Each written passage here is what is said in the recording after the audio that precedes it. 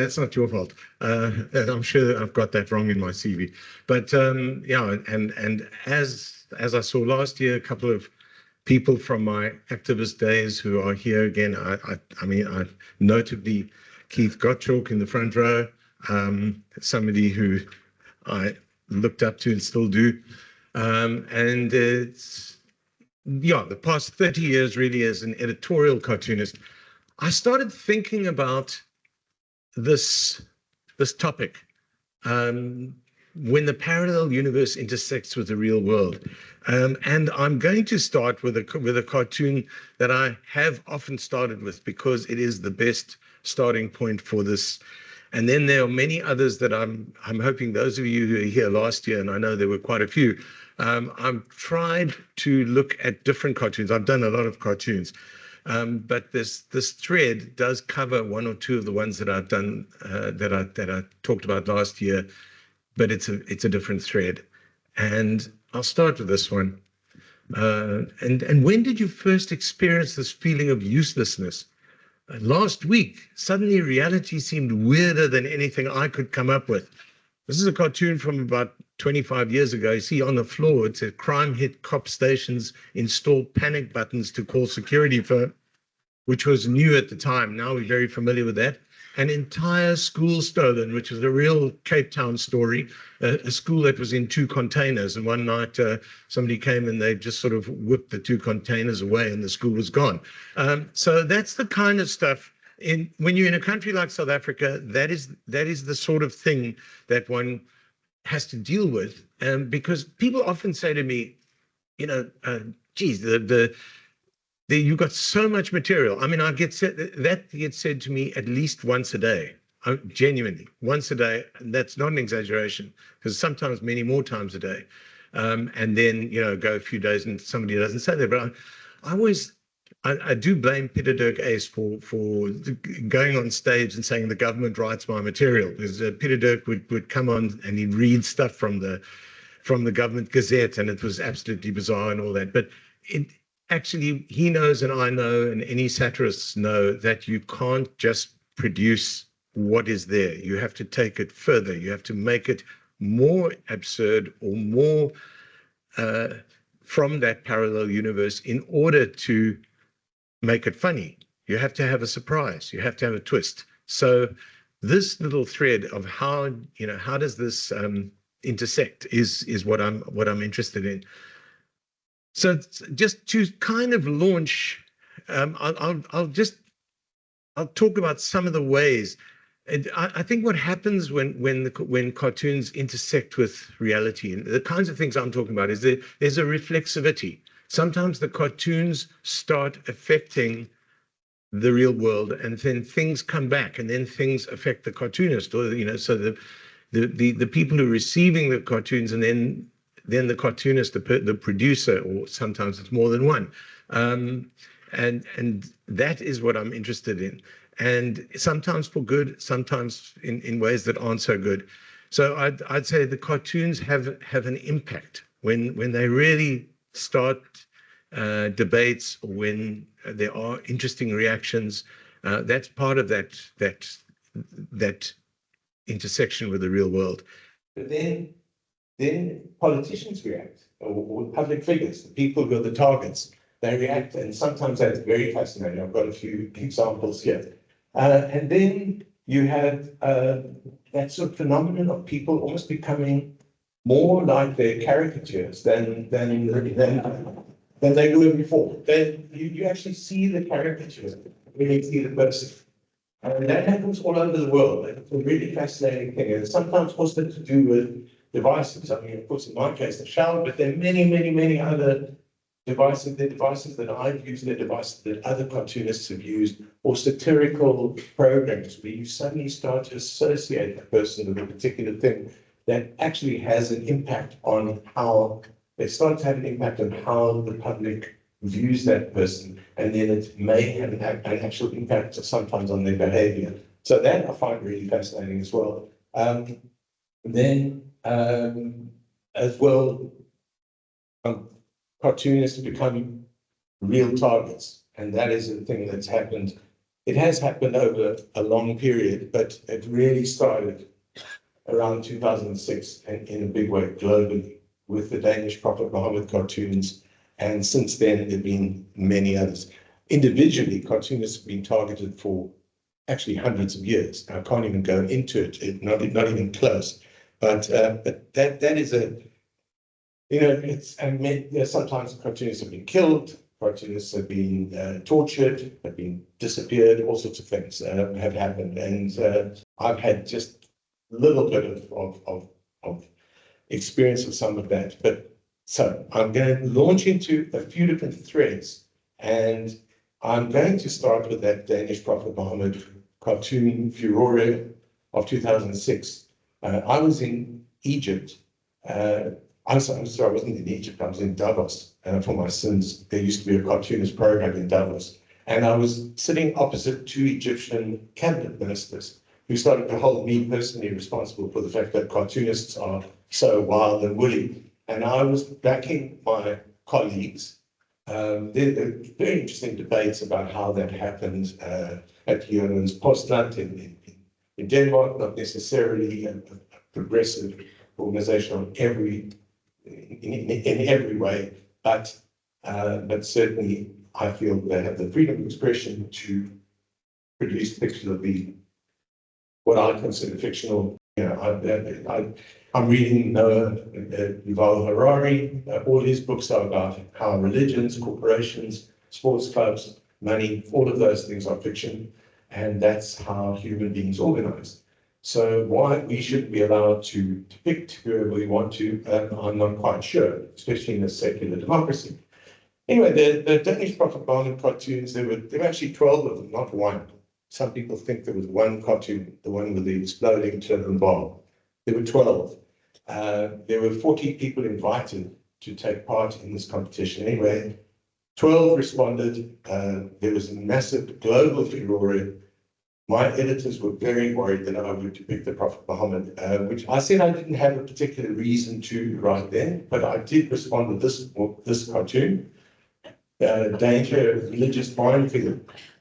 And you see, the minefield is they're all men. They're mostly sort of a little elderly. There's the sort of the elderly patriarchy across the world in every religion holds sway, and they've all got these little triggers, the landmine triggers on their heads. You know, so it's not just the Muslim one, the Jews, the Catholics, the Buddhists, the Hindus. They all have that, and the various denominations of Christianity. And so that was a cartoon that I enjoyed doing, got a lot of reaction, it was printed internationally. But 4 years later, there was a new campaign to say it's actually time that cartoonists were able to kind of assert this. 17 editorial cartoonists across the world signed this petition. So I thought there'd be a few. On this Draw Muhammad Day, I was the only one. So this should hit the fan, really. But the cartoon itself is it looks a bit innocuous. Other prophets have followers with a sense of humor. It's almost a sort of, it's almost a sort of a Freudian kind of slightly Jewish version of Prophet Muhammad. Maybe some Woody Allen, although as a cartoonist, I'm sure I'm still allowed to kind of quote Woody Allen, even if I don't support everything that Woody Allen has done. But then, you know, it's an everybody draw Muhammad Day, there's fuck-going cartoonists and all of that. And I then got 6 death threats for this cartoon, individual death threats from different people. Opened a police case. The police were very good. Police actually managed to find 3 out of the 6, which wasn't bad. And they said, what do you want to do? Do you want to press charges? And I said, no, I think it'd be really good if you actually visit them. And they realized that they can't actually do this stuff without being, you know, they're in their eyes as well. And just say, he's not pressing charges. He just doesn't think it's a very nice thing to do. And so, which is what they did. The other 3 we never found. But there was a huge reaction here in South Africa. And I felt that, you know, in South Africa, I might have a better chance of doing this than in some other countries in 2010. I felt we were in a position where we could do. But the reaction was massive. I was called by my newspaper, the Mail and Guardian, Nick Dawes, the editor, who I had a very good relationship with, and who, he published the drawing.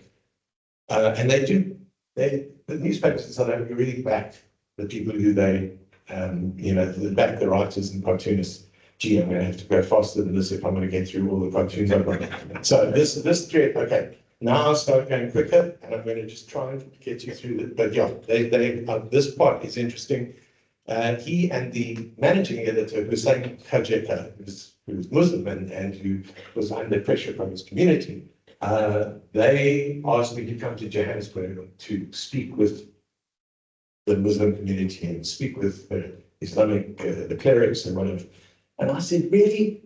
Do you think it's going to set don't you think it's going to set a precedent where I have to respond to every furore? And believe me, there are lots of them. And they're from every religion, every political party. I mean, somebody's toes are trodden on, somebody feels aggrieved, and I've got to go. So anyway, I said, okay, just this once. Flew to Joburg, met the two of them. They were with two very big guys with like speaking into their sleeves, black suits, all of that stuff. And I said, really? And we drove to the place where we were going to meet, and there, I kid you not, in the bushes, there were guys with camouflage and guns and stuff. I said, really, please, this is just upping the ante. Can't you send some of these people home? All this does is make out that there's a reason to be paranoid. There's a reason for all of this stuff. It's upping the ante. So they sent the camouflage dudes home, but they kept the other guys. And I was waiting for the helicopters to come wipe all of them down. Anyway, so I met with them. We had arguments about freedom of expression. They commended me for my Israel-Palestine cartoons. They commended me for my struggle cartoons. I said, but what about freedom of expression? Why should I, as a non-believer in any religion, I mean, I'm born Jewish, but I'm not a believer in any of the fictions that I don't believe in. That's my take. You believe, and that's fine for you. Why should I have to adhere to this? Why should the public have to adhere to this? So they said, do you not believe in freedom? We believe in freedom of expression, but not for this. So circular argument, couldn't get around that. So I came back from Joburg and I did this one. Tough week. You have no idea. Didn't you realize the risk? Call me naive, but I thought the cartoon was quite mild, not like the Danish turban bomb cartoon. The issue is depicting the prophet. It's that simple. That's for adherents of Islam. Why should non-believers be censored? And there's the contradiction of all those ancient Iranian, Turkish, Muhammad drawings drawn by devout Muslims. There's irony in being roasted by Muslims who supported me for doing pro-Palestinian cartoons that angered my fellow Jews. Are you sorry? I'm sorry I'm being linked to that juvenile Islamophobic Facebook campaign. And I'm sorry if anyone's linked me to the Islamophobia of the US war on terror or the burqa and minaret bans in Western Europe. But we're in South Africa. Here Muslims are empowered. Muslim clerics told me this week they're all for freedom of expression, except for drawing the prophet. Making exceptions for religious censorship is hard for a cartoonist. Can you live with the contradictions? I may have to. And then ring. It's my editor, got to take it. And the editor said, I hope you're not doing another Muhammad drawing. No way, just an 188-word Muhammad essay. So every now and then I like doing these kind of discursive things. It's a challenge, and it has its own way of sort of, again, kind of engaging with reality. So then it's now, this was done in 2010. 2010, of course, the thing that we remember is that it was the South African World Cup, the World Cup here in South Africa. And it had an impact on us because I went to a few games. I went to a game in Joburg. On my way back from Joburg, I met a Mexican who had tickets for the semi-final. I went to the semi-final with this Mexican guy who had Googled me. It's weird stuff. He Googled me in the meantime, found out I was a cartoonist. He brought a bunch of my books with him for me to sign. And in we went, saw the game, went out, looked for some place to go and have a drink. And I said, well, there's a place playing fantastic Latino music on the fan walk. So we go, there's like everybody's celebrating on the fan walk.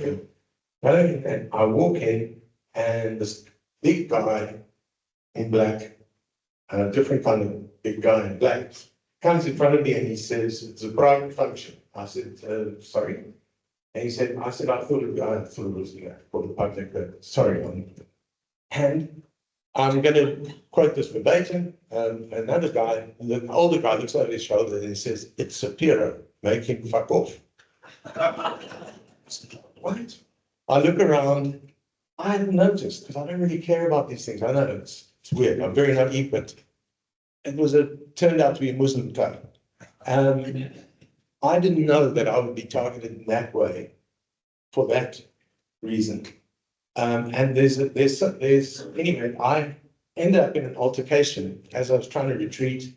I ended up they sent a bouncer after me, and the bouncer beat me up very badly on the fan walk. Then I had a decision. Do I, having done a cartoon that says that the British tabloids are full of hyperbole for saying that the most violent gangs in the world lurk in the shadow of the stadium, I did a cartoon with them eating their words because we had a very good World Cup. Now, if I, as someone with a bit of a public profile, go, talk about their charge, I got beaten up by people right on the fan walk, that's going to be very counterproductive. So I sort of thought, well, if I don't need any kind of medical really serious, I thought they might have done something seriously bad to one of my eyes, because I had hard contact lenses.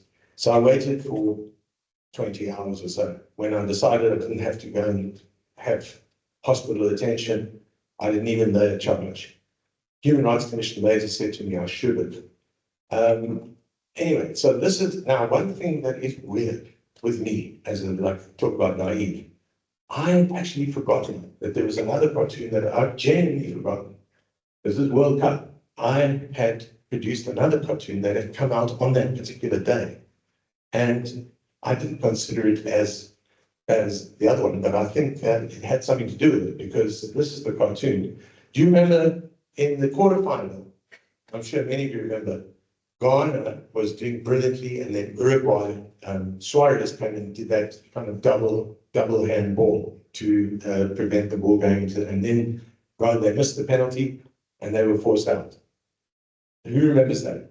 Yeah, a lot of you remember. So I did it. This is the cartoon I did. If FIFA applied Sharia law, and then you see Maradona in 1986, he's got the hand of God cut off, the right hand, and then Thierry Henry, who had managed to get Ireland into the World Cup with also a little dubious left-handed handball into that very World Cup.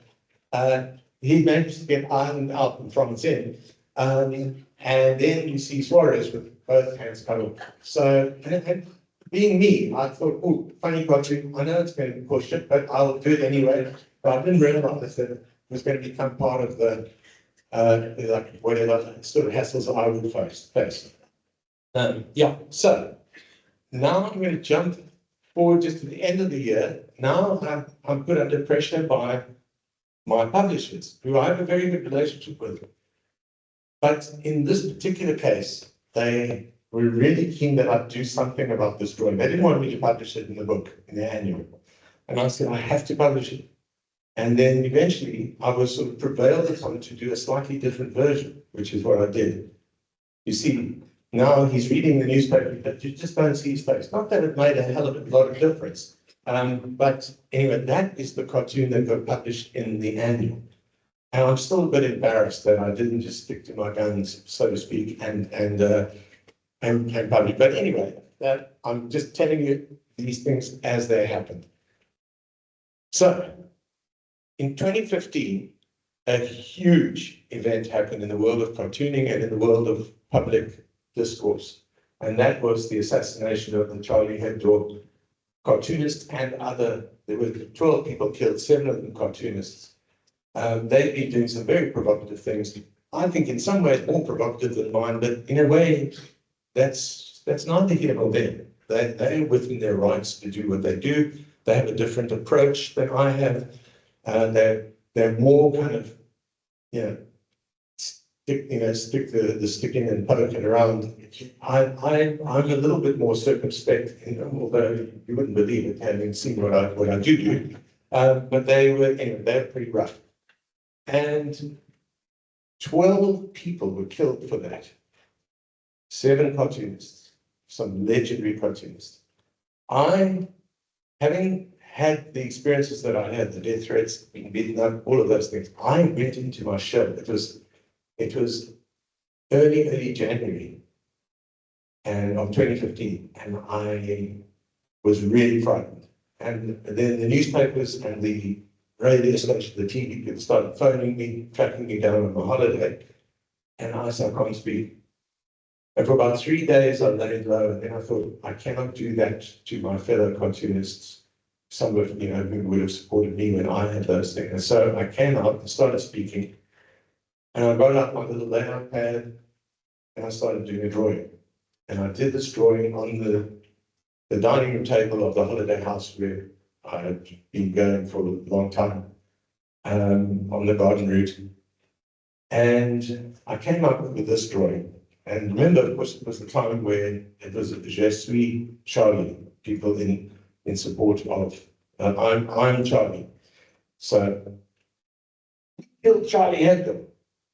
And then the classic cartoonist double take, the turnaround, and it's the support that's going. Everyone's got the red crayon, the red pencil, and people are supporting.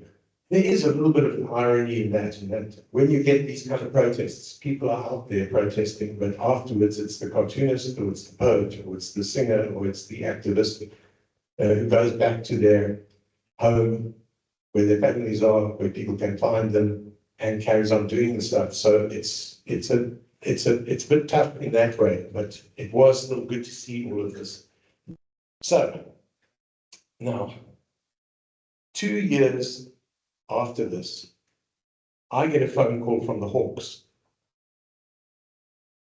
And I learned, let me say, in 2015, there's another little part of this. There's so many, this is the most complex sort of reflexivity that I've ever had. In 2015, I wanted to go to Kenya to a conference on freedom of expression and security. And it was in the year of Charlie Hebdo. There have also been attacks by Islamists in Kenya, big ones. A lot of students killed, all sorts of things.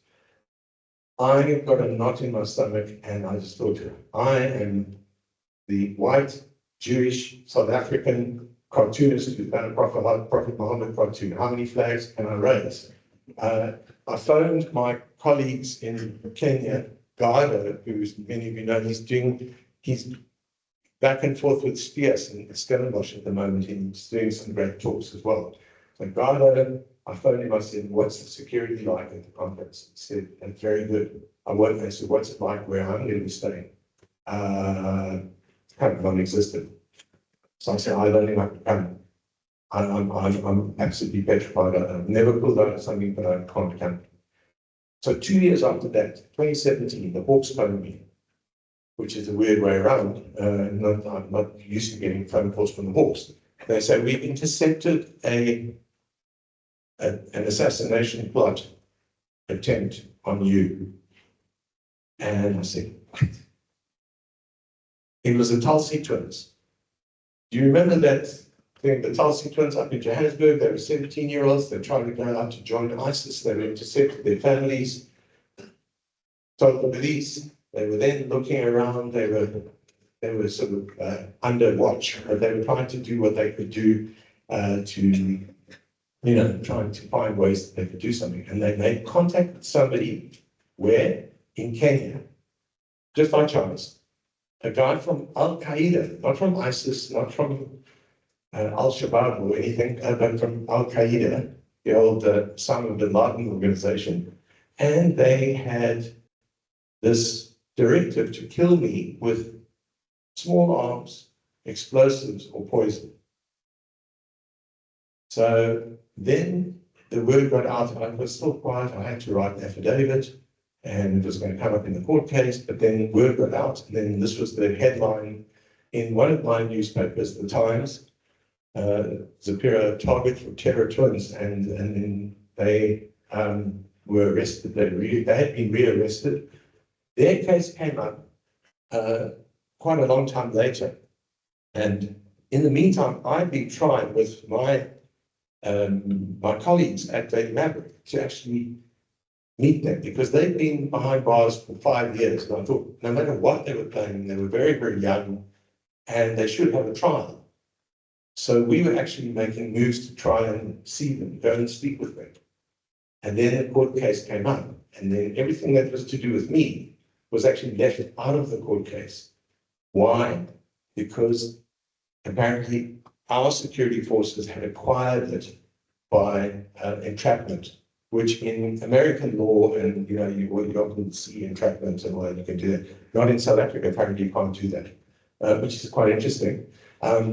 So my stuff didn't, it made some news, and then it quietly disappeared. So that is part of the thread. Then, I mean, that's a lot of different parts, and there's probably more, but this is the longest thread that I'm running, and I'm going to do the other ones, try and do them in a slightly different way. But there's one last bit. This year is 2025, so early January 2025, some of you may have seen that it was the 10th anniversary of the killing of the massacre of the Charlie Hebdo staff. And I got a very excited email from Cartoonists for Peace in Paris saying, congratulations, your cartoon, the very one that I've drawn on that layout pad on the garden route in 2015 without any of my proper equipment. Your cartoon has been picked for tomorrow's front page of Le Monde. They were running different cartoons for that week. And of all the French and American and European and other African cartoonists and cartoonists from Asia, whatever, there were a handful of us, and mine was picked for that day, which was incredibly moving for me. And I had a friend, a Daily Maverick colleague in Paris, and she brought me a copy of that paper. You see in the background, you'll see there's the commemoration posters of Charlie Hebdo and other little bits of Paris in the background, and there it is on the front page. So that was a very, very moving thing. That was just the other day. So these stories have a kind of ongoing reflexivity, which I really like. Even if some parts of them are very difficult. Okay, so that is by far the kind of the longest thread. I'm now going to pick up some other aspects of this sort of reflexivity. Just to carry on with the religious stuff, a cartoon I did actually about the Indian cricket board, where the Indian cricket board didn't want Haroon Lorgat, South African, to be part of a tour when they were coming to South Africa. And the South African cricket board, kowtowed to the Indians. And so I did this cartoon. Sorry, Mr. Lorgat, it has the strange hold over us. They're kind of sacrificing him to the god. I thought this was a really nice image. The god Ganesha, for something Indian, something. I know it's from the Indian religion, but I always think about the readers, and somebody who's reading with any kind of intelligence about it, and not just intelligence, but a sort of newspaper convention intelligence, an understanding of the convention. We'll see that it's not an attack on Hinduism, it's an attack on the Indian cricket board using, like if I use a crucifix or if I use something else. And anyway, they were furious, and I thought it was a very nice cartoon.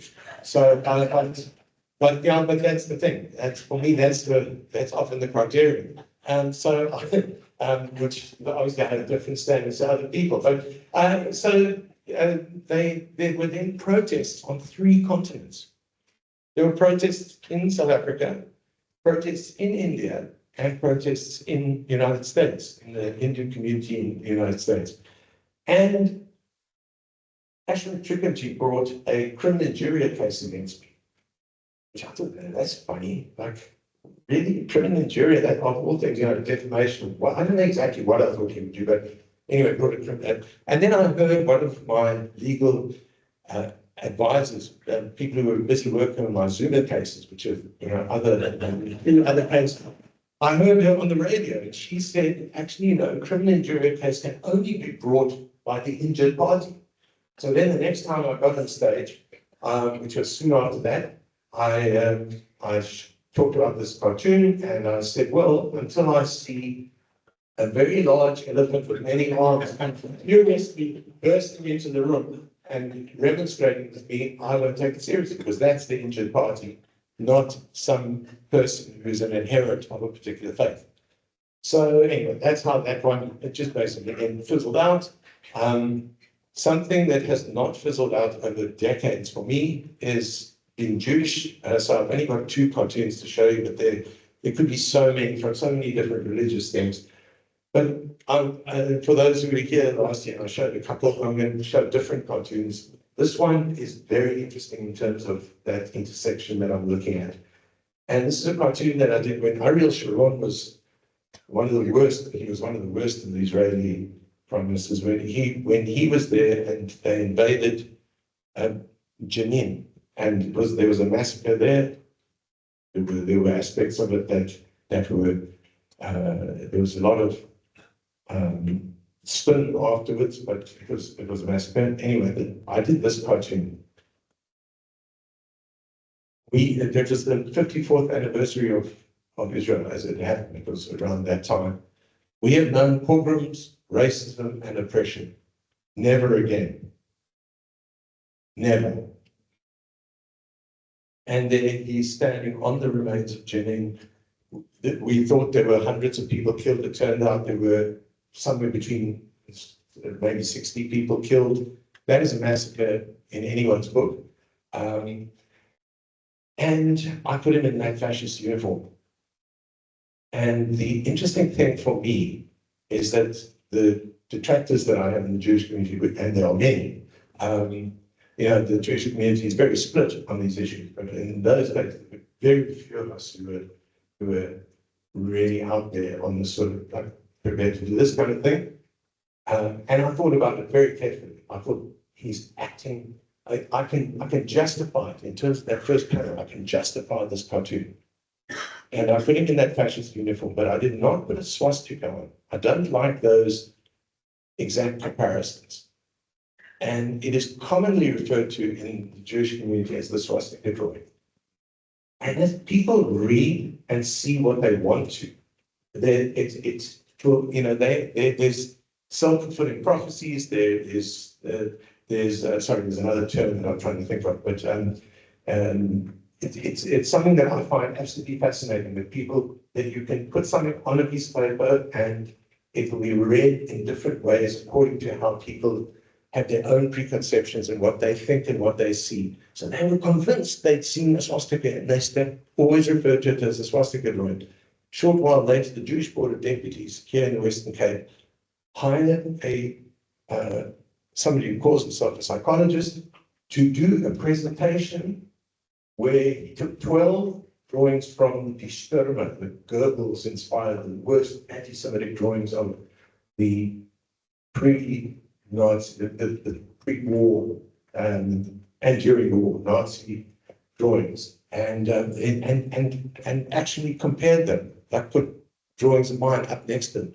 And amazingly, not every person who goes to a Jewish Board of Deputies meeting, a public meeting, would be as sort of propagandized as that. But they went and sat through this presentation and must have somehow kind of lapped this up. And it's complete rubbish. And they saw me as an anti-Semitic Jew, which is a really terrible thing. And it's a real misunderstanding. And it's also like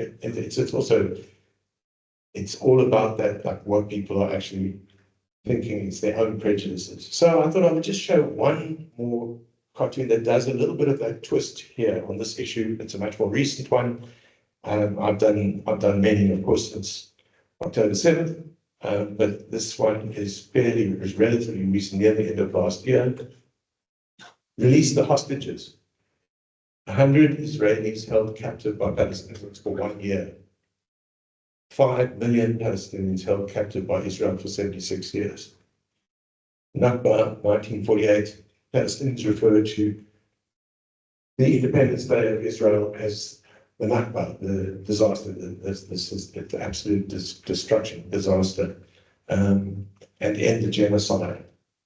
So that, again, is read by some people in one way and by other people in another way. It's very difficult to bridge that gap, but there are more people within the Jewish community now starting to kind of realize that they are on the wrong side of history, that they do have to take stock of the way the world is starting to see it, and things like basic human rights.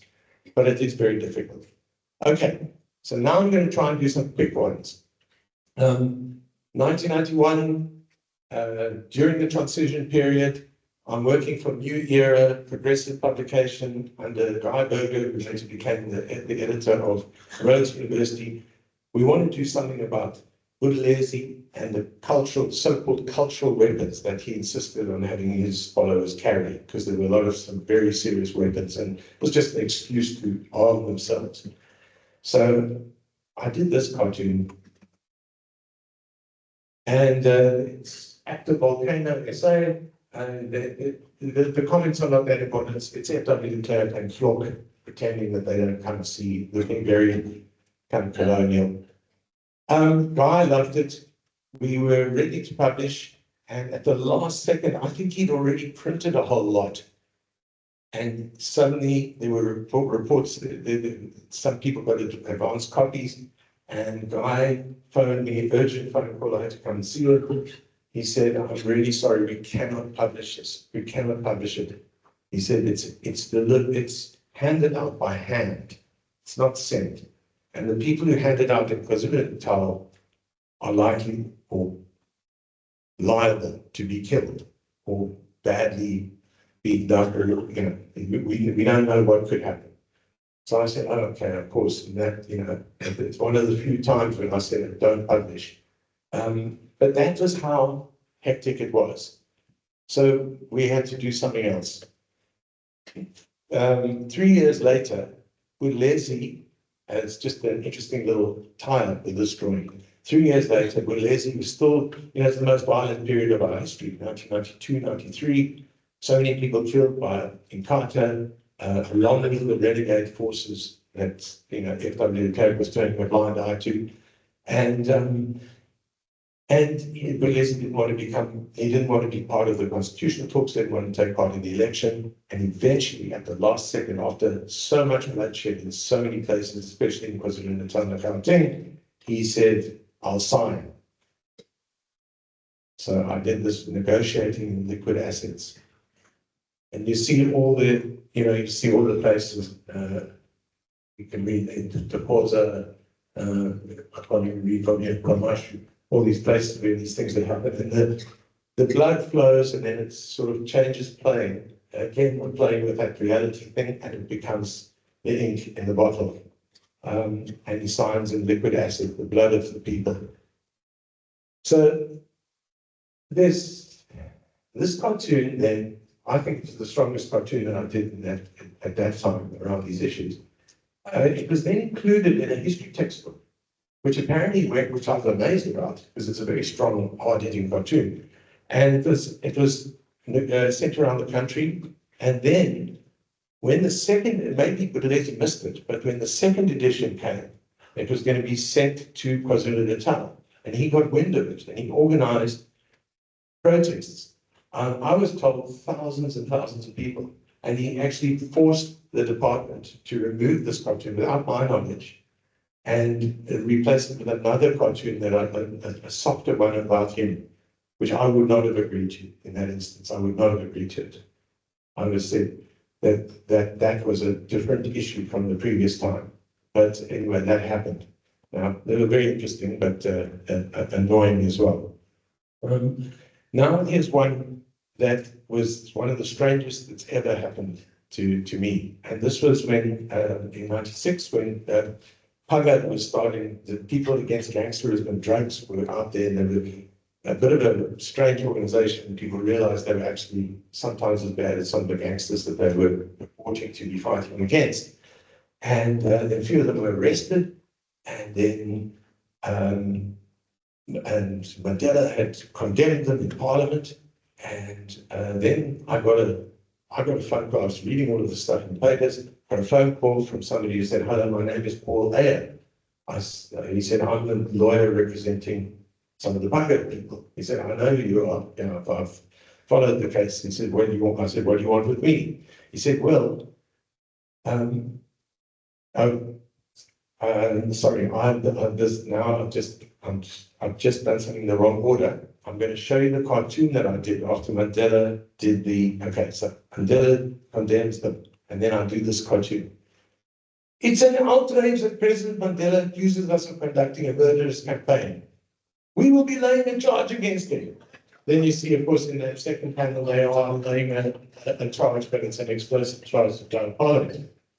Okay, so I don't usually get that part of the story wrong. So now he phones me and he says, "You the guy who did the cartoon about the charge on Parliament?" I said, "Yes." So I said, "What do you want?" He says, "Well, there was a conversation overheard in the police cells where they're being held, and the investigating officer said to the prosecutor." Geez, I'm sorry, I'm getting it all wrong. I don't usually get. The next stage. This is unusual. This is a story I've told 100 times, and I'm just because I've got all these news stories, I'm forgetting an old one. This is totally weird. My head is going weird. The next thing after that cartoon was a week after the cartoon, there are banner headlines in the Argus saying Pugger planned to blow up Parliament. So yeah, that is the weird bit. What? Then I get the phone call. He says to me, there was a conversation overheard between the investigating officer and the prosecutor, and the investigating officer said to the prosecutor, "What about this thing of them planning to blow up Parliament?" So he says, "No, I saw that in the cartoon." And he added it to the charge sheet. So I said, "That's bizarre. What do you want me to do?" He said, "Well, I need an affidavit that you thought of it and that's your cartoon and it didn't actually happen. It was nothing to do with." So I said, "Well, in that case, I don't like Pugger, but I'll certainly do that for them." Which I did, and it was part of the court papers. Which is funny. So yeah, that probably I've really messed up the story, but hopefully you get the gist of it. And it is one of the strangest things that ever happened. So around about the same period, there's another lovely little something that happens, and it is when South Africa wanted to we decided that Cape Town was a good place to hold the Olympics. I don't know, I was one of those people who thought maybe we could do it. I don't know why I even thought that, because, a few years later, more than a decade later, during the World Cup, this was for 2004. Anyway, we would never have managed it, but a lot of us thought so. So we went down to the parade, and so there was this announcement that was being planned, and there was a party, and we thought, Cape Town's going to get it, and Madiba was leading our bid, and we thought Madiba Magic would do it, and all of that. And then the announcement happened, and the host city for 2004 Olympics will be Athens. So it was like stunned silence in the parade, muttering and muttering. And I was standing next to Tony Weaver, a journalist friend of mine, and he started laughing. I said, "What's so funny?" He said, "Well, that guy over there said, I'm going to say the actual words. He said, Athens and Master Puts." So I said, "That is hilarious." He said, "There's the cartoon." I said, "How am I going to do that?"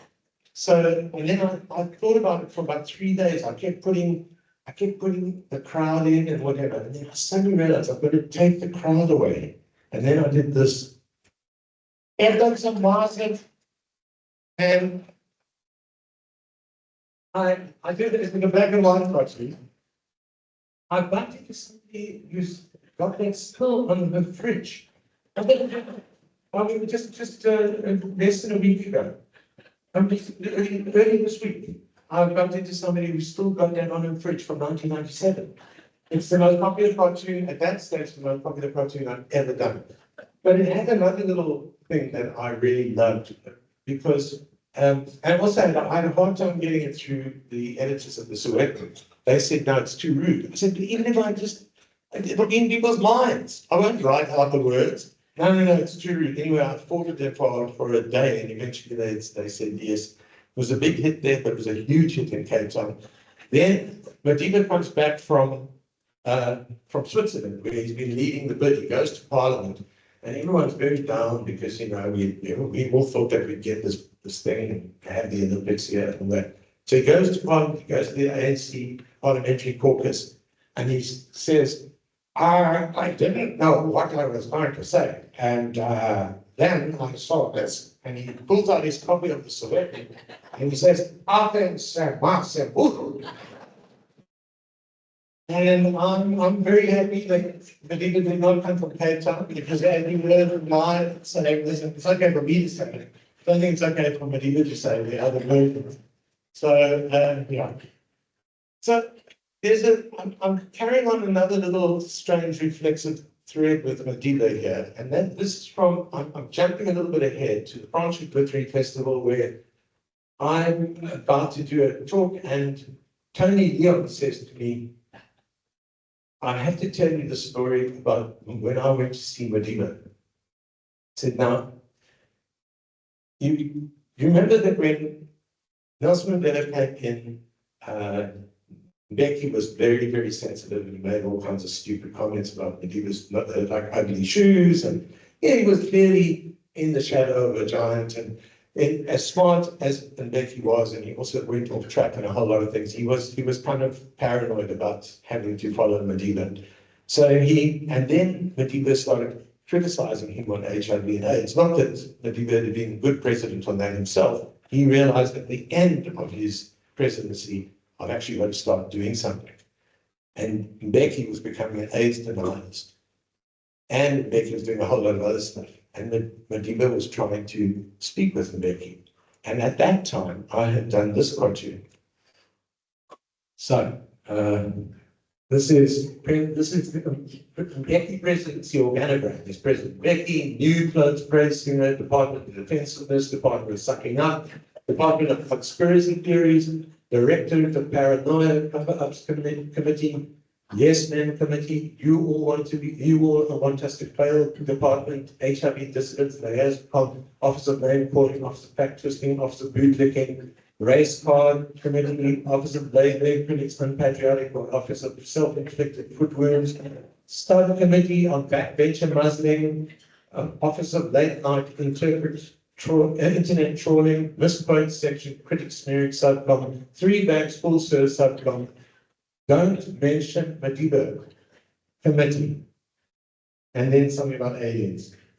So Tony Leon was very upset that Becky was sort of not treating opposition in the way that Madiba had. Madiba had actually given them an audience and spoken to them and whatever. So Tony Leon went to see ex-President Mandela, and he said, please help me, what can I do?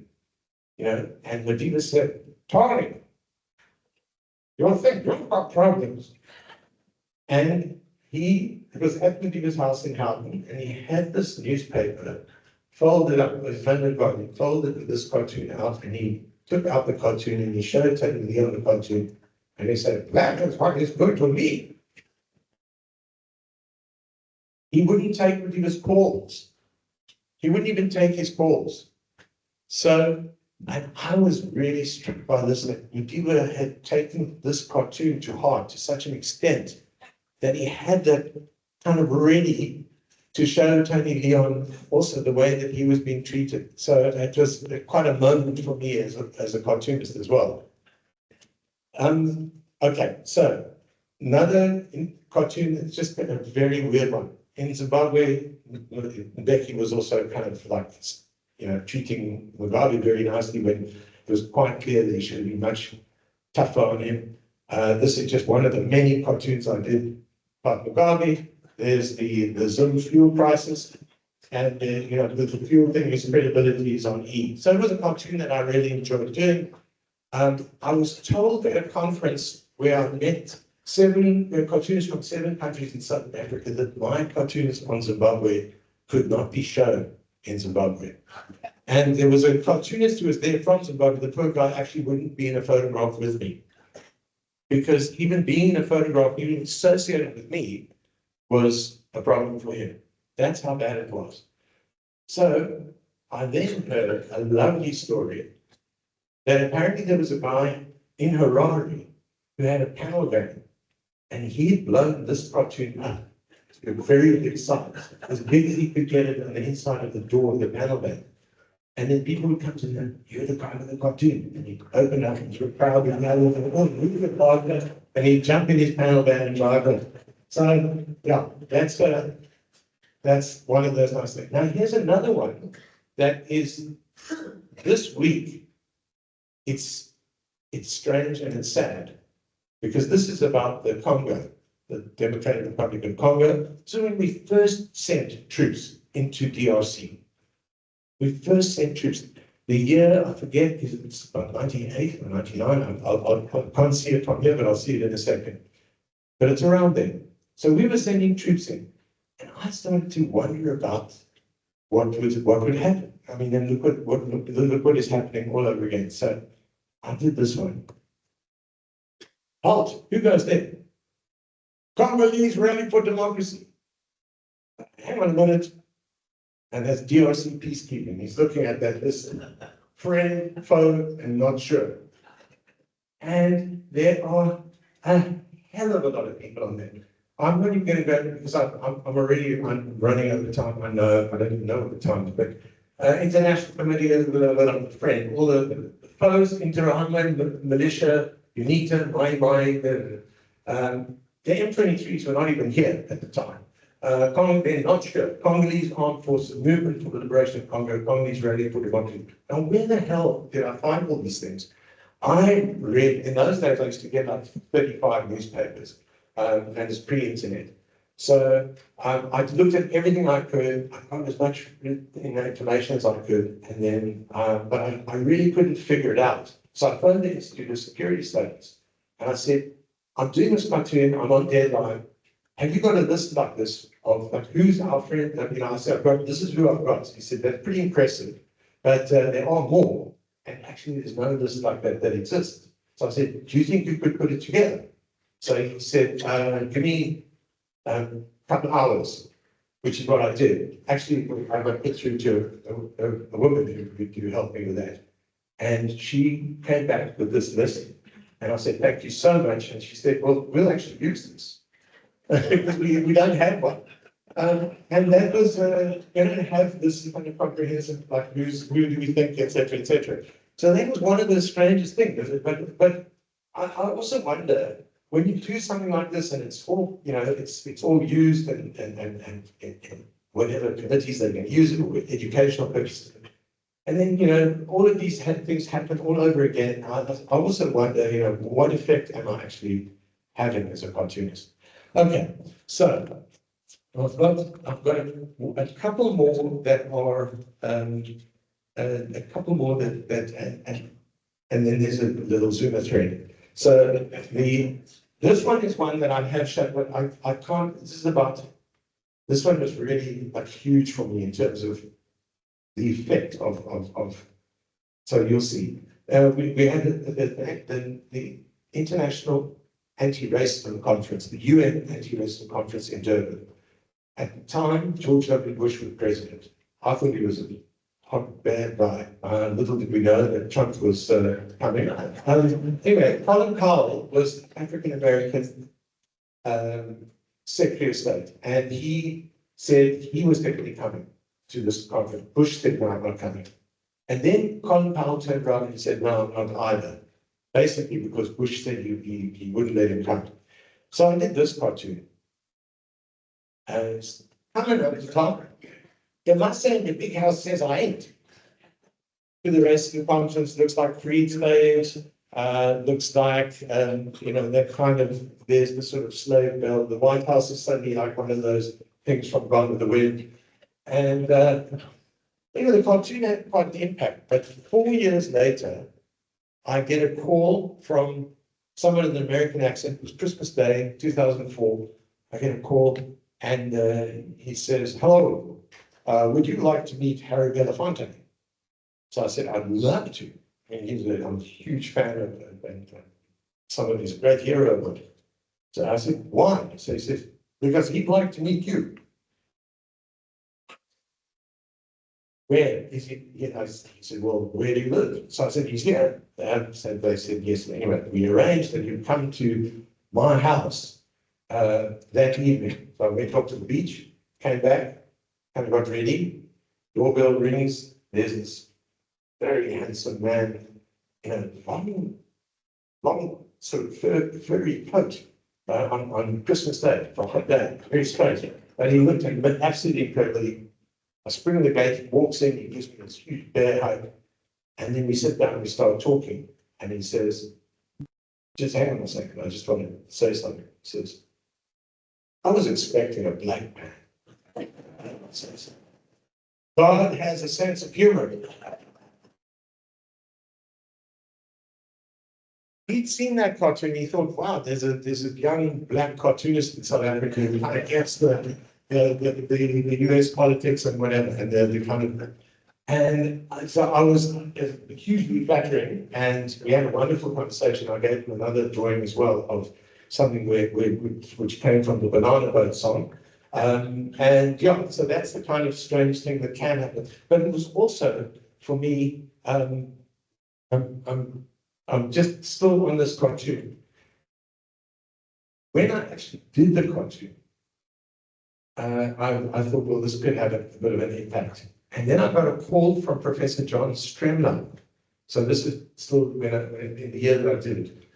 And John Stremler is Professor of International Relations at Wits, or UJ, anyway, where he was at, was at Wits then. And he said, "I just want to tell you something." He said, I know Colin Powell, and I was really annoyed with him for not coming. And I wanted to get this cartoon to him. So I phoned some people in Washington. Remember, like, what's the date here? It's 2001. So it's very early days for internet here in South Africa. Certainly, it had sort of got going in the late 90s. Anyway, he says, I phoned somebody, and this guy said, "Wait a minute, describe the cartoon." So he described it. He said, "That one." He said, "That's doing the rounds in the White House. He's seen it, and believe me, he's not happy." So I thought, what? That is going to change the way things move in the world. And that was the beginning for me of, that was the first time I ever found that I could just do something, sit in my studio, press send, and this thing would land up in the White House, which is quite incredible. So for me, that's also changed a lot of that reflexivity that I'm talking about in section. But they've changed it in other ways, because I was talking about George W. So here's a cartoon that I did of George W., who I said I didn't like. Anyway, he went in for a medical procedure, and I did that one. President Reese colonoscopy. Well, yeah, when they stick the probe in, maybe they'll see that's where the brain is. It's one of my favorite cartoons, and it also moved pretty far. But the weirdest thing is, so some years later, when I'm already being sued, I've been sued twice by Zuma, and Zuma is now like, he regards me as public enemy number something. And anyway, suddenly I see this cartoon flying around on the internet. Zuma is recent colonoscopy. It's an incredibly bad picture. Because they don't even try and reproduce my writing or whatever. There's like this weird sort of gap, and you can see where they've sort of stuck things on. I just took another Zoomer thing. They don't even fix up the hands or anything. It's like, no. But people left it up. They just think that people don't look for that stuff, and a lot of people thought it was real. So okay, I'm already doing stuff that people really hate me for about Jacob Zuma, but I said, well, I didn't do this one. So I had to actually put out a statement, which was really weird. So I don't usually do that kind of thing. Okay, so there's one more little thread before some of the Zuma ones. And that little thread is somebody who really hates my guts, and that is Fikile Balula. But then the feeling is mutual. So, Fikile Balula, I mean, I'm drawing these days as a clown because he wore. Did anyone see that Dolce & Gabbana kind of yellow and black thing that he wore? The reason I'm drawing with that yellow and black thing, he actually wore that. And I always say, look, he's got kids. You know, the kids should say to him, Dad, do not go out in that. Anyway. He wore it, and but this is long before. So he's always talk, big talking, whatever portfolio he's in, maybe with you know, in the ANC, when he just talk, and he was at that stage Minister of Police. So he was a lot of big talk. So I decided to do this cartoon, which is see talk. Crush their walls, really said that shit. We'll find them even under the rock. Criminals must piss and drink it, smoke them out, lock them up with all 11, with all 11, with all the dangerous weapons. Fight fire with fire, cops with guns on, toys, etc., etc. So I thought, well, I'll do that. That's talk, and then of course action, and there's absolutely zero. So he was furious. So the next thing that's flying around on Twitter is this from him. This is, there he goes. There was somebody, he says, squeezing Umona out of Zapiro. I've fixed his bias and prejudice cartoon. So now he's got all the stuff. I went in with audio, with action. He's like writing out all the things that he purports to have done. And which I thought was absolutely hilarious. So, and then got a lot more attention. So then I thought, well, let me come again. So I then go, response to a recent cartoon. Tweet, righteous indignation, sound and fury, self-justification, more tweets. And there it shows, you know, talk and action, so you can see it. Minister tweets. Straight answer on kickbacks, bankrolling of his 680,000 Dubai family holiday. Because that just, he had, that's another thing that had happened, and he had no answers, and so that was a lot of fun. And then the next thing that happened was he then had this bizarre thing where he was called out one night, and he made sure that the prisoners, the people who they'd arrested for something, and turned out to be a bunch of sort of hapless people who were just like passing by, and they were held with their hands tied behind their backs on the road, face down for hours, waiting for him to come from whichever dinner he was at or something. Absolute travesty. So there was, when this kind of hit the headlines, somebody else then. No, wait, who sent this one? This next one was, it's him. He knows it. He's not getting ready for another cartoon. There, he says, don't drink and draw, side effects, obsession on police minister. And he found the exact right drawing. I don't know where he found that one, but, and shots fired, and then somebody else had said, he's responding to this guy. Shots fired, this is going to be interesting. Zapiro is going to draw another picture of him. So he responded with that thing. So then he just, so I thought, well, I'll just do one more. And long for the rest, ill treatment of suspects, boastful, bungling, general incompetence. He tweeted all the stuff that he did, and tweeted. So that was that's the end of that little particular spat, but it brought a real fun one to be involved in. Now, I'm going to try, what is the time?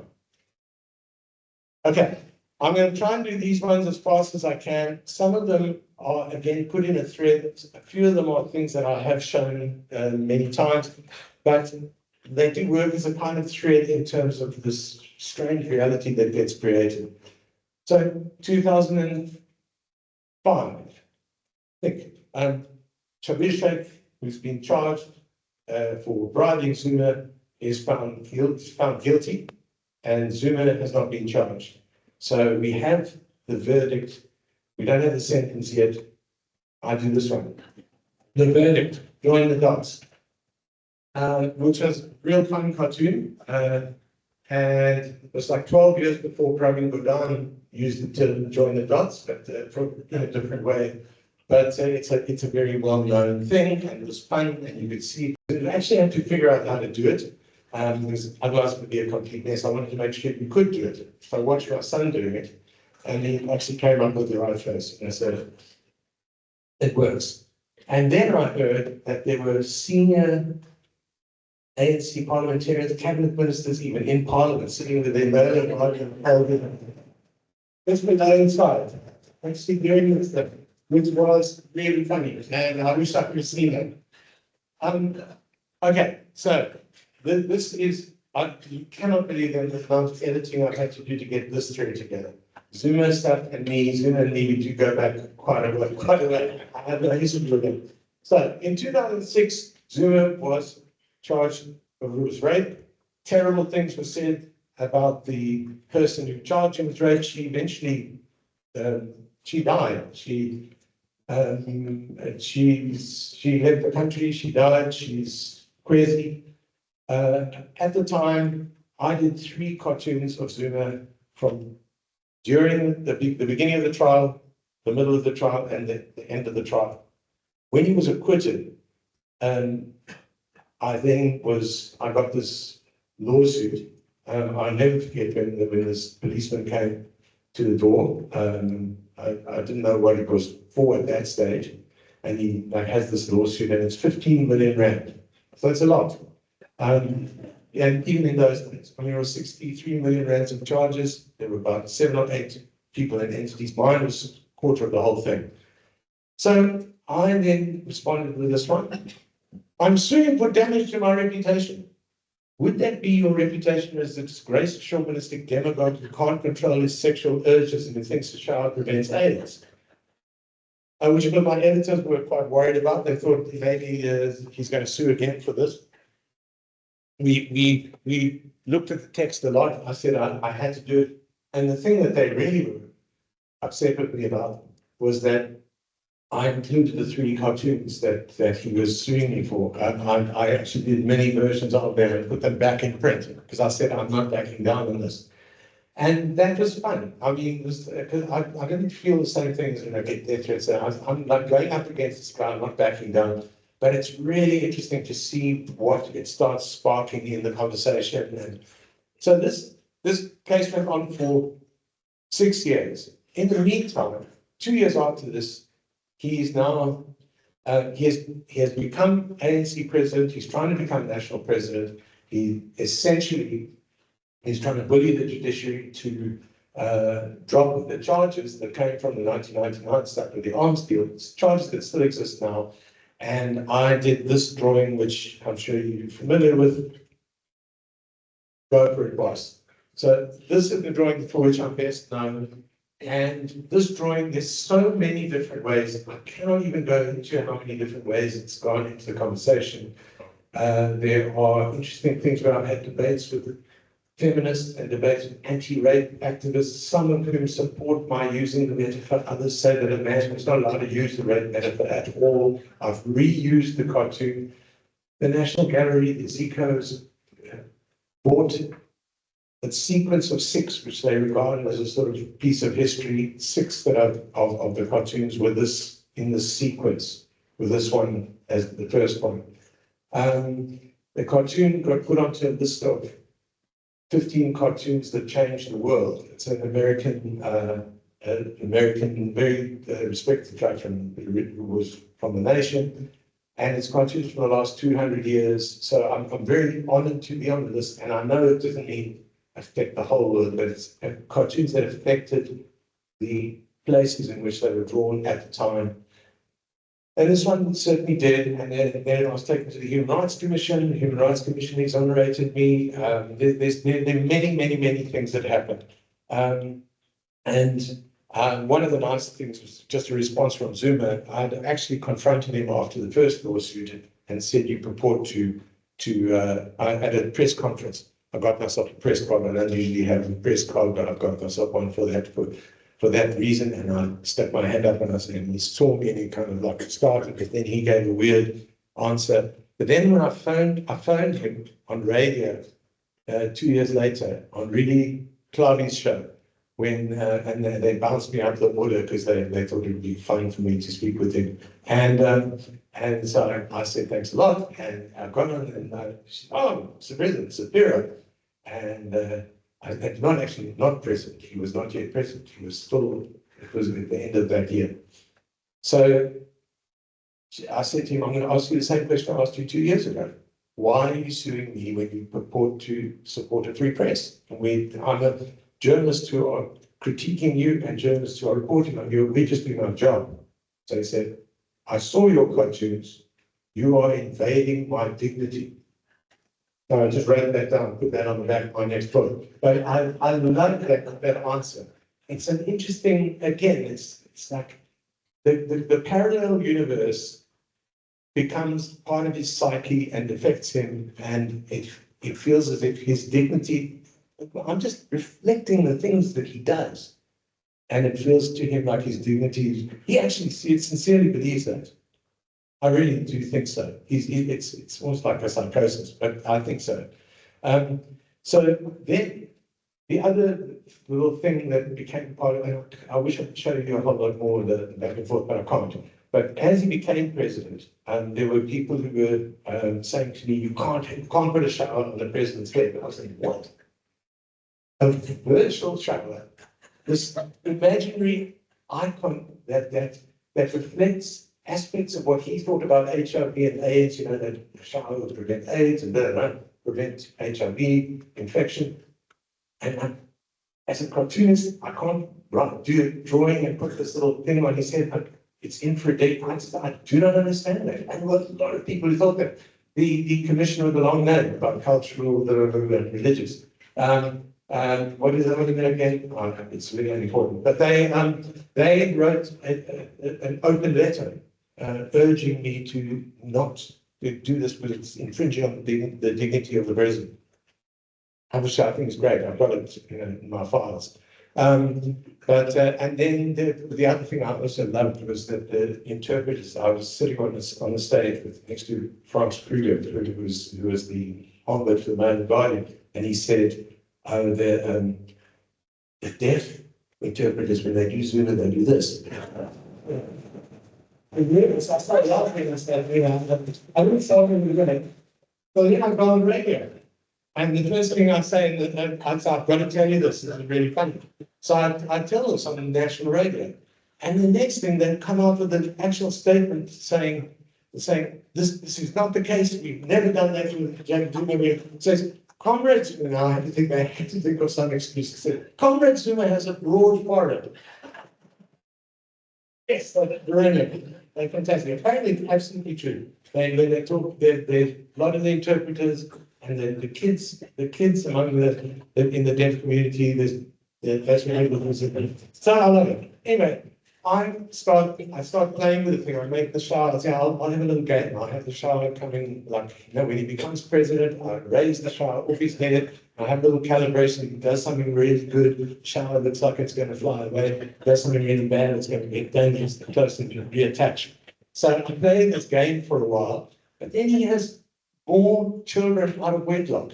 And he's now making good speeches on HIV and AIDS. So it's pure hypocrisy. And it's really dangerous to not do what you are telling other people to do on this really important issue that Becky has been AIDS denies. And so I thought, okay, and he had State of the Nation addressed the next one, and I did that. So just to signify the child back, then just more and more happens with the child. I cannot even tell you. My favorite cartoon from that period was this one, Baby Shower, which was, about 20. Some of my friends counted. There are actually 20 of them, because at that stage there were 20 official Zoomers. Not all of the babies anymore, but I'm a cartoonist. But then later there were 22. But there were always about 12 unofficial. And you know where some of those are? Ukraine. Not Russia, Ukraine. The ANC has much bigger ties with Ukraine than they do with Russia. That's why this whole Putin thing is such bullshit. And they are pretending that Putin is a sort of embodiment of something that came out of the old Soviet Union. He isn't, he's just a kleptocrat.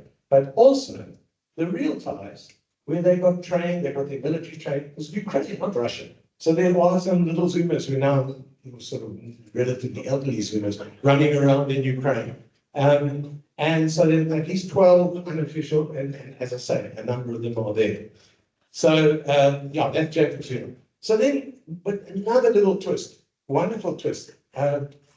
In that drawing, that the rape of justice, there are all these allies of Zuma holding, and this is like a gang rape situation about to happen. Barbie turned first against Zuma.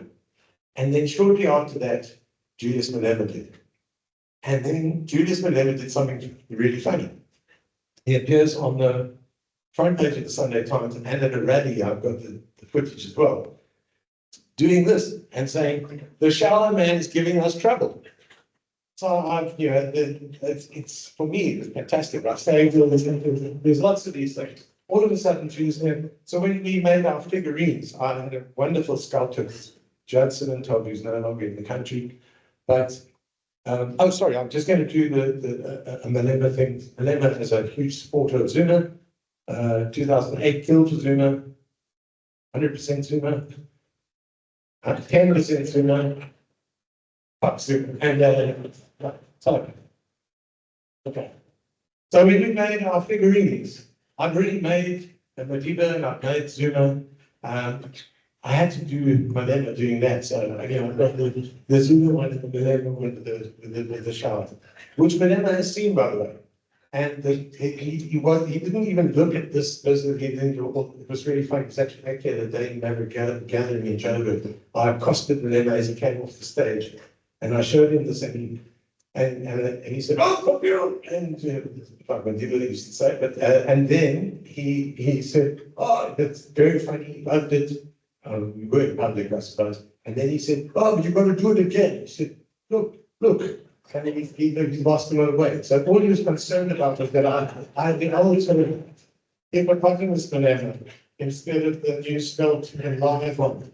And here's some of the others that you there's the arch. I've got I've just got one little thing that I always like to say about the arch, because Madiba never saw his figurine, because he saw a lot of my other stuff, but he never saw the figurine. It was after he died, I'm afraid.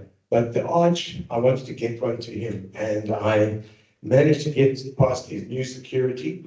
And then he saw me, and he said, "Please!" And he draws me with the big nose. And then there's this picture of me with my big nose and him with his big nose, and that little figurine in between. And that picture was in the paper the next day.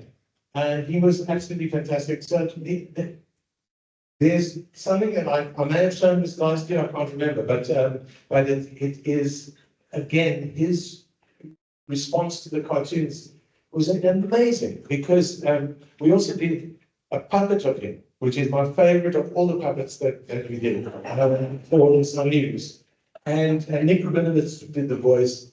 The voice so beautifully, and it had Annika, so it's really nice. He loved that puppet, and he of course has an AIDS foundation, and there would be more than one occasion when he was not able to make it to a gig that somebody wanted him to speak, and he said, "Can the puppet stand in for me?" For somebody, I mean, that's incredible. Okay, so this last little, how many have I got more? There's just a couple more on this sort of Zuma thread, and then beyond. So this one is just a fun one. When they started putting those things, it was a Father's Day cartoon. Started putting those things on the back of the cars. So Father's Day, so you got all the Zuma and his 4 wives, and then the 20 children, and then the dog cat and the goldfish. And then this one was very interesting. This is really interesting. When Kandla happened, in Kandla, remember, the biggest thing was the fire pool. That was the biggest spin rubbish that would be forced down our throats. So I decided to do a little glossary. In Kandla speak versus actual meaning. You've got fire pool, It's actually a swimming pool. Ground stabilizer, extensive luxury pavement. Essential security amenities with 2 soccer pitches for the guards to play. They actually built 2 soccer pitches. Yeah. Community clinic was actually a Zuma family clinic because only Zuma family used it. No community ever went in. Retaining wall. They called the retaining wall. I mean, this amphitheater, a retaining wall. And then president. Now, while I was doing the contract, I actually sent the rough to the editors, and it said, President, thief. And they said, we love it, but you can't call him a thief. So I said, ask the lawyers. So they contacted the very same lawyers who I was using all the time, Dario Miller and his team. I held it against, I said, Dario, you wouldn't let me use the word thief. He said, no, we decided. Then I said, can I use the word crook? So they sent that back to Dario. He said, yes. So it was very fun. So while I'm doing the cartoon, literally on that day, the result of the DA case came out, where the DA had sent out an SMS saying Zuma stole your money for Nkandla, and they'd been taken to court by the ANC. Court ruled in favor of the DA. So I sent that to Dario, and I said, Dario, can I use the word thief? He said, okay. So I sent that to my editors. I said, I want to do a cartoon. So that was in the Times. And then that weekend, I just did this in the Sunday Times. Big. And then everybody, I think it was the first typographic version of the shower. But everybody knew what it meant. And it says court-approved message. Okay, so then I've got a couple more, literally a couple more. So this one is, again, in terms of the sort of reflexive stuff. Zuma he started getting, he must be as angry with me as I was with him. So because this is what, on Human Rights Day, he used his Human Rights Day lecture he said, in his Human Rights Day address, President Zuma warned against racists masquerading as cartoonists. News just in, cartoonists warned against gangsters masquerading as presidents. So I know, I like the back and forth. That's fine. But this one, okay, this is probably up there with the strangest stories of all, and it's the last story, and it is from 2015 and 2007. In 2015, my fellow Daily Maverick journalist, Marianne Tam, who was here the other night, and you all know, Marianne told me something amazing. She said that Billy Downer, prosecutor Billy Downer, had told her that Mokatedi Mshe, the acting head of the NPA, who eventually let Zuma off the hook, dropped the charges so he could become president, that Mokatedi Mshe was asked why he didn't charge Zuma before Polokwane in 2007. And he said, well, and now I'm going to show you a cartoon. So this is 2007 cartoon I did as they were all running there, towards Polokwane. Front runners. There's Zuma. In the background, you've got Becky, you've got Nkosazana, Dlamini Zuma, you've got Maplante, and all these others who are kind of falling by the wayside, and Cyril and whatever. And the one who's kind of close, it's not in his running clothes, it's Mokatedi Mshe, trying to pin Zuma's kind of race number on him, which is the charges. So, I thought it was a good cartoon, and got lots of response. This is the cartoon that Mokatedi Mshe said he saw that cartoon. He said in 2015, he told Billy Downer, whether it's true or not, about his reasons, nobody knows. But the story is true. He told Billy Downer the reason he didn't charge Zuma before Polokwane was because he saw this cartoon. He was so embarrassed that he didn't want to be seen to be hounding Zuma like that. So he didn't charge him before Polokwane. So I always say, so you can blame me for Jacob Zuma. Well, except don't, please. That's not true. I mean, his reasoning is bizarre, but it's an incredible story. He actually told Billy Downer. So then all of this stuff, the threads are woven into this movie we just heard about, and I'm trying to get more screenings. but I don't know, some of you may have seen it at the Lavia or the early screenings, but hopefully there'll be some more screenings at the Lavia. It's going to be shown at the Australian, the Australia Film Festival, but it's about, because somebody in Australia who's a South African, who's now a South African lawyer who's now working as a filmmaker there, saw that I hadn't backed down against Zuma in 2006 and 2008 and beyond until 2012 when he was forced to drop the charges. And he decided that was a good enough reason for making this movie. And he made the movie about all sorts of things. And so that's basically it. And this is my latest annual. Have I got news for you? And it's at the moment, who knows whether the new is still going to be running, or that new comes from 1994, from the real new that Nelson Mandela had. This one is really basically a glorified coalition. I happen to agree with the EFF and the MK on that, can you believe? Not that any of the actions that they're taking are justified, but it is basically a coalition, and it is very interesting. And thank you very, very much.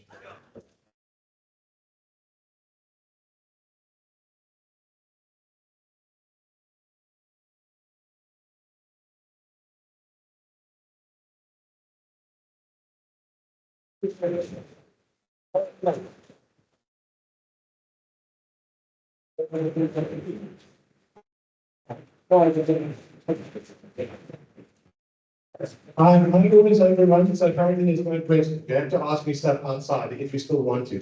And I will be signing books. Thank you very, very much.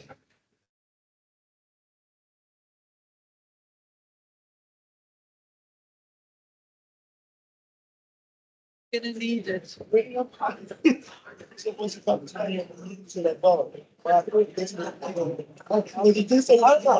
Oh, yeah. I don't know. I think that, yeah. So, thanks. Thanks again. Welcome. All right. But you've got 20 longings, your bag, your jacket. I'll take that. Put the things.